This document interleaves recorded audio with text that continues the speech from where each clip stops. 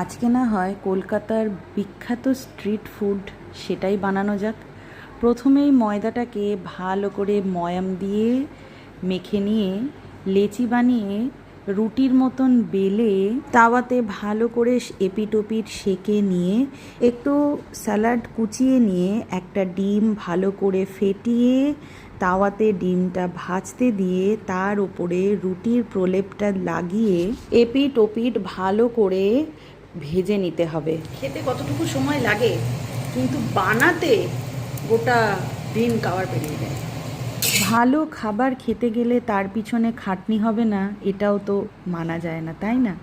রুটিগুলোকে একটার পর একটা ডিম দিয়ে ভালো করে ভেজে তার উপরে দিয়ে দিলাম শসা কুচি, পেঁয়াজ কুচি, একটু লেবুর রস, green chilli sauce, tomato ketchup, একটু স্বাদ মতন লবণ, গোলমরিচের গুঁড়ো দিয়ে ভালো করে রোলটাকে র্যাপ করে নিলেই রেডি হয়ে যাবে কলকাতার সবথেকে ফেমাস স্ট্রিট ফুড এগরোল, যেটা আমরা বাড়িতে সহজেই বানিয়ে ফেলি আর সন্ধেবেলা স্ন্যাক্সের জন্য একদম পারফেক্ট।